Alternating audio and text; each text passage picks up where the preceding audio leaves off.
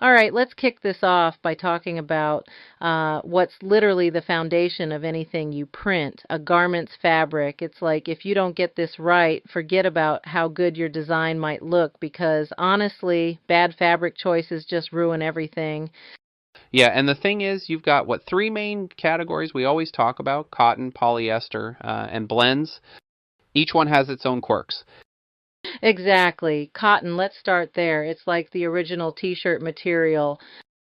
Everybody loves it, feels soft, breathable, easy to wear, but But the print quality depends on how tight the weave is, right? Ring spun cotton is perfect because the fabric's smoother and the fibers are shorter. So for DTG printing, it's a dream.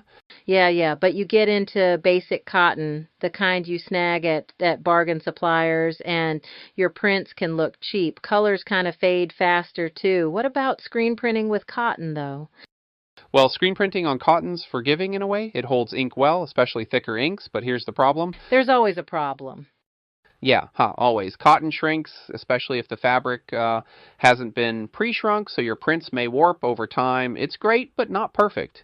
Okay, so let's talk polyester, a total diva in the fabric lineup. You want to love it because, like, it's crazy durable, moisture wicking, and holds vibrant colors. But then you print on it, and suddenly it's like, why does this look so inconsistent? Yeah, poly is tricky. Static, color migration, ink adhesion issues. And if you're using screen printing, you've got to work with special inks like plastisol with a low cure additive to prevent dye migration. Ever had a red polyester with white ink that turns pink? That's dye migration. The pink prints on red shirts, been there, and blended fabrics, polyester cotton mixes, like, are they the happy medium? Sort of. They dodge some of the pitfalls of both cotton and polyester. Depending on the blend percentage, they kind of balance softness and durability, but higher poly content still has issues with screen printing. Oh, totally. A 60-40 mix, fine. But when you start inching up to 70-30 or those tri blends, it's a fight just to make it look good. And don't even get me started on how blends behave with DTG. All right, so we've unpacked the whole cotton, poly, and blend story, the pros, the cons, the headaches, but now let's get into the heart of it, print quality, because honestly, it's not just about the fabric, it's about how well that fabric plays with ink, and that's where things get interesting. Exactly. Ink adhesion's really where the science kicks in. Cotton's always solid for that, especially ring spun because the smooth surface helps the ink bond. But polyester, Oh, polyester's like the bad date who ghosts you after dinner. It just doesn't commit. Like you put the ink down and it's sliding all over the place or cracking after one wash. right? And that's because polyester's fibers don't absorb ink the same way. You're relying on the ink to sit on the surface, which means it's more prone to issues. Think about dye migration or even just poor adhesion with DTG prints. It all ties back to the fabric structure. And that affects color vibrancy too, doesn't it? Like with cotton, those reds and blues pop, but on poly, they kind of fade out or look uneven. Totally. Colors sink into cotton, which helps with vibrancy, but poly's like, nah, I'm just going to sit here and do whatever.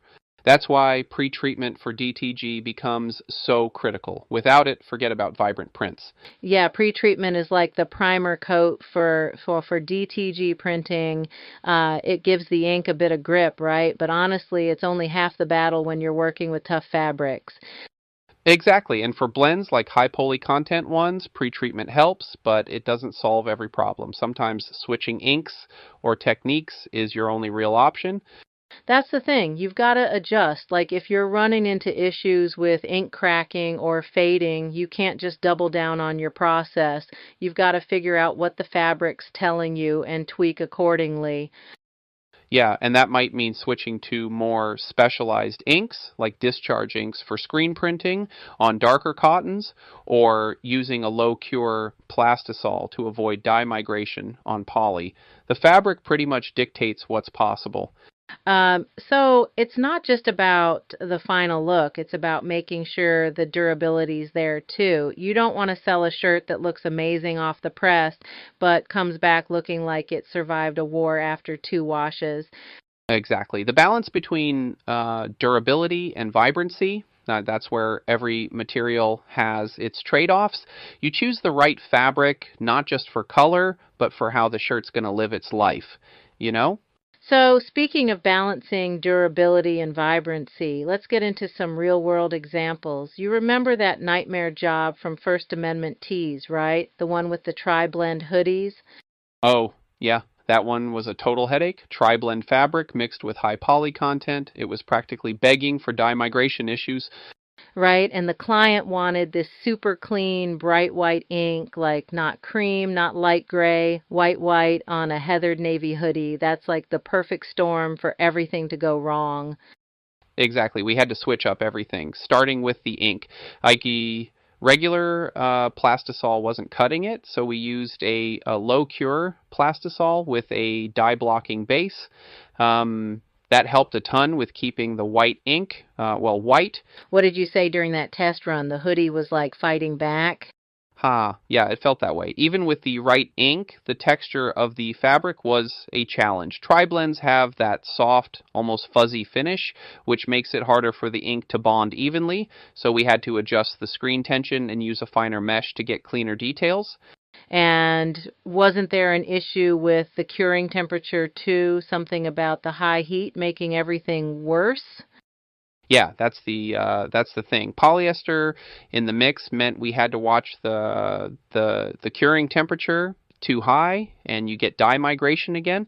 So we lowered the curing temp just enough to set the ink, but not trigger any of the fabric's quirks. See, this is why people think we're magicians. Like, it's not just about pushing a button and getting a result. You're tweaking every single step to make sure the final product is perfect. Absolutely, and that job was worth it in the end. The client was thrilled, and those hoodies held up perfectly even after multiple washes. It's one of those projects that makes all the stress worth it.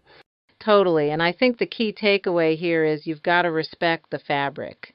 It's telling you how to work with it. You just need to listen and adjust. Exactly. Every material has its personality. The difference between a good job and a great job is understanding those details, the devil's in the fabric. As they say, good products and good artwork make a good shirt. On that note, I think we're good for today. This was awesome. Let's do it again soon. Yeah, agreed. And that's a wrap. See you next time.